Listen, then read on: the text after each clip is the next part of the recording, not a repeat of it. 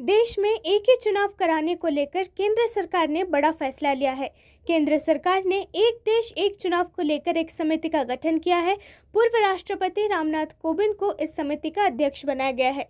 ये समिति इस मुद्दे पर विचार करने के बाद अपनी रिपोर्ट सौंपेगी। इसके बाद ही ये तय होगा कि आने वाले समय में क्या सरकार लोकसभा चुनाव के साथ ही सभी राज्यों में विधानसभा के चुनाव भी कराएगी या नहीं।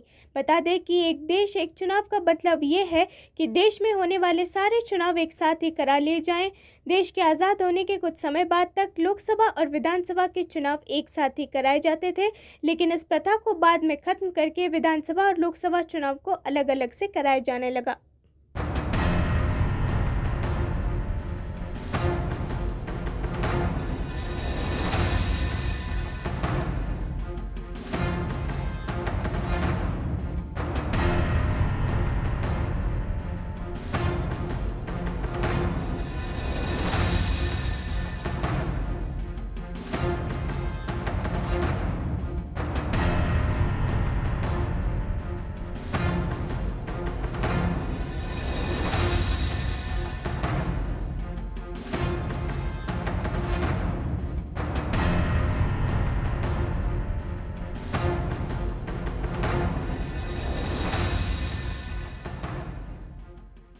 देखिए, ये भी गलत है। पूर्व राष्ट्रपति को किसी पद पर नहीं किया जाना चाहिए।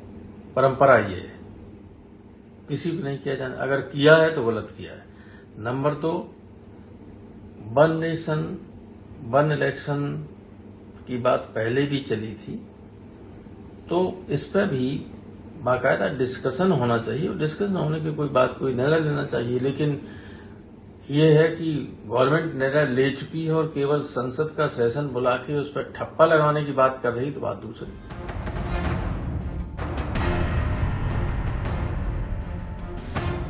अभी तो कमेटी रचा है, इतना घबराने का क्या जरूरत है। अभी तो कमेटी रचाया गया है। कमेटी रचाने के बाद इसका कमेटी का रिपोर्ट आएगा। कमेटी का रिपोर्ट पब्लिक डोमेन में चर्चा होगा। अगर पार्लियामेंट में जब आता है, पार्लियामेंट में चर्चा होगा। पार्लियामेंट प्रबुद्ध है। भारत देश का प्रजाप्रभुत्व एकदम मैच्योर्ड है, प्रबुद्ध प्रजाप्रभुत्व है, उसमें चर्चा होगा। इतना घबराने का क्या बात है।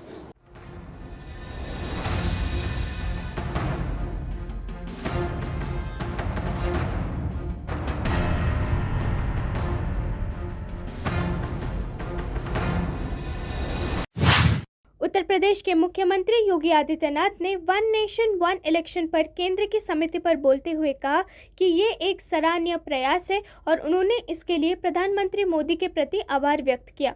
उन्होंने आगे कहा कि एक राष्ट्र और एक चुनाव आज की आवश्यकता है और उनका कहना है कि ये सराहनीय प्रयास है। इसके लिए मैं यूपी की जनता की ओर से प्रधानमंत्री के प्रति आभार व्यक्त करता हूँ। अभिनंदनीय प्रयास है। हमें प्रसन्नता है जानकर के कि वन नेशन वन इलेक्शन के लिए जो कमेटी बनी है, इसके अध्यक्ष पूर्व राष्ट्रपति माननीय श्री रामनाथ कोविंद जी को की अध्यक्षता में बनी है। इस अभिनव पहल के लिए मैं देश की सबसे बड़ी आबादी के राज्य उत्तर प्रदेश की जनता की ओर से आदरणीय प्रधानमंत्री जी का हृदय से आभार व्यक्त करता हूं। वन नेशन वन इलेक्शन ये आज की आवश्यकता है और ये इसलिए भी महत्वपूर्ण है क्योंकि मैं उत्तर प्रदेश जैसे राज्य की दृष्टि से भी देखता हूं, बार बार इलेक्शन विकास के कार्यों में बाधा पैदा करती है, क्योंकि इलेक्शन की एक प्रक्रिया को कम से कम 1.5 महीने का समय लगता है और 1.5 महीने का यह कार्यकाल विकास की सभी प्रक्रिया को या नए नीतिगत निर्णय लेने में, विकास की प्रक्रिया को तेजी से आगे बढ़ाने में कहीं ना कहीं बाधक हो जाती है। इसके लिए आवश्यक है कि लोकसभा भारत के पहले सोलर मिशन आदित्य L1 का काउंटडाउन शुरू हो गया है। भारतीय अंतरिक्ष अनुसंधान संगठन ये जानकारी दी है। इसके पहले इसरो वैज्ञानिकों की एक टीम आदित्य L1 मिशन के मिनी मॉडल के साथ तिरुमाला श्री वेंकटेश्वर मंदिर में पूजा अर्चना करने पहुंची। भारत का पहला सौर मिशन आदित्य L1 मिशन 2 सितंबर को सुबह 11:50 पर आंध्र प्रदेश के श्रीहरिकोटा स्पेस सेंटर से लॉन्च किया जाएगा। लॉन्च की तैयारियों के बारे में जानकारी देते हुए इसरो चीफ एस सोमनाथ ने गुरुवार को चेन्नई में बताया था कि रॉकेट और सैटेलाइट तैयार है। हमने प्रक्षेपण के लिए अभ्यास पूरा कर लिया है।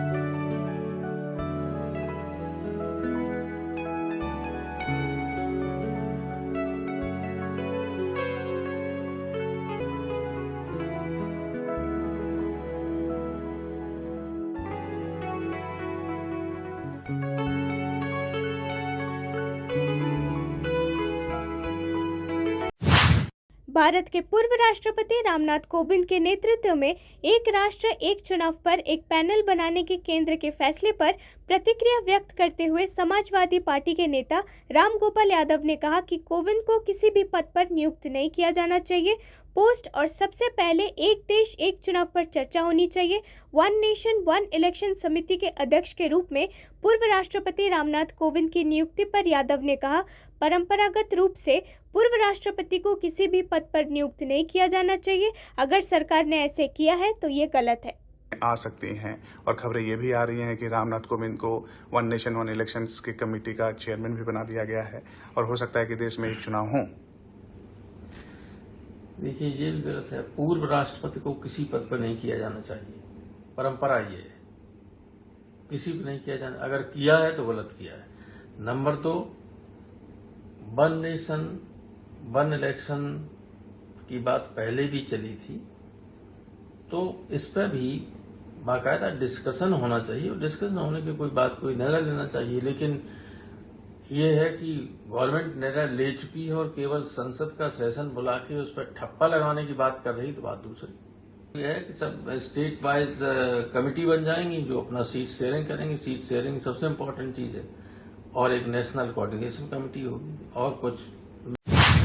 दिल्ली के स्वास्थ्य मंत्री सौरभ भारद्वाज ने 18 से 22 सितंबर तक आयोजित होने वाले संसद के विशेष सत्र के केंद्र के आह्वान पर टिप्पणी करते हुए कहा कि ये सरकार और भाजपा की घबराहट को दर्शाता है और सरकार अडानी इंडस्ट्रीज पर हिंडनबर्ग 2.0 समाचार के बाद एक नई कहानी बनाने का प्रयास है।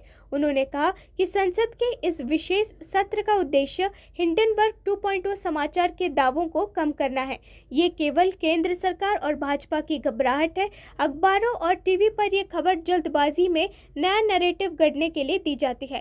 कल अडानी उद्योगों पर हिंडनबर्ग 2.0 की खबर सामने आई है। एक न्यू पार्लियामेंट से लाया गया है इसी महीने में। उम्मीद है कि उस पर uniform civil code, single polls in the whole country और वुमेन कोटा के लिए कुछ प्रावधान है। आप मुझसे लिखवा के ले लीजिए, इनमें से कोई भी मुद्दा इस सेशन में पास नहीं होगा। सिर्फ और सिर्फ भारतीय जनता पार्टी की केंद्र सरकार की घबराहट है, जिसके कारण अखबारों में और टीवी में नया नैरेटिव बनाने के लिए आनन फानन में खबर डाली गई है। पहली बात कि इंडिया ब्लॉक लगातार मजबूत हो रहा है, जिससे केंद्र को घबराहट है। और जिस तरीके से कल केंद्र सरकार ने एक राष्ट्र एक चुनाव की संभावना तलाशने के लिए पूर्व राष्ट्रपति रामनाथ कोविंद की अध्यक्षता में एक समिति का गठन किया है, जिसमें आम चुनाव और राज्य विधानसभा चुनाव एक साथ कराने की परिकल्पना की गई है। इस विषय पर मीडिया कर्मियों से बात करते हुए केंद्रीय मंत्री प्रहलाद जोशी ने कहा कि संसद में चर्चा होगी और विपक्ष क्यों डर रहा है। इसके अलावा उन्होंने कहा कि इस विकास में नए प्रस्तावों पर चर्चा की जाएगी और उसके लिए एक समिति बनाई गई है। कमेटी रचाया गया है। कमेटी रचाने के बाद इसका कमेटी का रिपोर्ट आएगा। कमेटी का रिपोर्ट पब्लिक डोमेन में चर्चा होगा।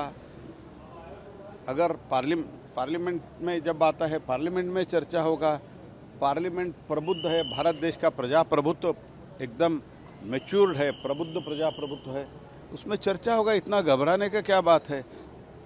हम देश दुनिया के बहुत बड़ा प्रजाप्रभुत्व, we are the largest democracy of the world, और इसके साथ ही साथ हम बहुत पुराना डेमोक्रेसी है। India is called as the mother of democracy. ये मदर ऑफ डेमोक्रेसी में बहुत बार ऐसे, ये तो एवोल्यूशन है ये डेमोक्रेसी। जहाँ मैं कर्नाटक से आता हूँ, कर्नाटक से 12th सेंचुरी में राहुल गांधी पर ज्योतिरादित्य सिंधिया की टिप्पणी पर पलटवार करते हुए 1 सितंबर को संदीप दीक्षित ने कहा कि मंत्री की कोई विश्वसनीयता नहीं है, और उन्होंने आगे कहा कि ज्योतिरादित्य सिंधिया जब कांग्रेस में थे तो नेता थे, अब सेवक बन गए हैं। कह रहे कि जमीन तो 45,000 किलोमीटर पहले ली गई थी, जब हिंदी चीनी भाई भाई का नारा लगाया गया था। अब देश की जनता ये जानना चाहती है ऐसा क्यों हुआ? खुद ही बताएं ना, और कौन से 45,000 किलोमीटर, वो भी तो बताएं ना। जब ये मंत्री थे और मौज मना रहे थे तब इन्होंने ये सवाल क्यों नहीं पूछे? कोई क्रेडिबिलिटी नहीं है ज्योतिरादित्य सिंधिया की, और ऐसे व्यक्ति के बारे में हम लोगों को बयान देना भी बल्कि नहीं बयान देना चाहिए। जो आदमी, देखिए, एक ज़माने में ये जब कांग्रेस में थे तो छोटे मोटे नेता थे, अब नौकर बन गए हैं। मुंबई में विपक्षी पार्टियों की बैठक हो रही है। इस बैठक को लेकर बीजेपी हमलावर है। वहीं इसको लेकर केंद्रीय मंत्री अश्विनी कुमार चौबे ने कहा कि इस बैठक से कुछ नहीं होने वाला है, ये सब भ्रष्टाचारियों का जुटान है, ये लोग क्या करेंगे, ये बस अपनी कुर्सी के प्यासे हैं। देश में कितने प्रधानमंत्री बनेंगे? देश में एक ही प्रधानमंत्री होगा, वो देश ने तय कर लिया है। देश का अगला प्रधानमंत्री नरेंद्र मोदी ही होंगे। ये इंडिया गठबंधन ठग बंधनों की साजिश है, ये सारे ठग है। अश्विनी कुमार चौबे ने कहा कि देश के प्रधानमंत्री नरेंद्र मोदी ही होंगे। जिन्होंने देश की सुरक्षा और विकास किया है, वैसे ही लोग देश के प्रधानमंत्री हो सकते हैं। इस बात को देश की जनता ने तय कर लिया है। भ्रष्टाचारियों का जुड़ाव है, उनका जब जुटान पड़ा है, भ्रष्टाचारियों का जुटान है। ये लोग क्या करेंगे? इनसे देश चलने वाला है। जो अपने कुर्सी के लिए प्यासे हैं, सब कुर्सी के मारे हैं और सबको कुर्सी चाहिए। कितने प्रधानमंत्री देश में बनेंगे? एक ही प्रधानमंत्री ना, और वो प्रधानमंत्री देश ने तय कर लिया है कि देश का अगला प्रधानमंत्री नरेंद्र भाई मोदी ही होंगे, जिन्होंने देश की सुरक्षा, देश का कहा जाए विकास किया है। वैसे ही लोग देश के प्रधानमंत्री हो सकते हैं, ये जनता ने तय कर लिया। ये इंडिया का गठबंधन ये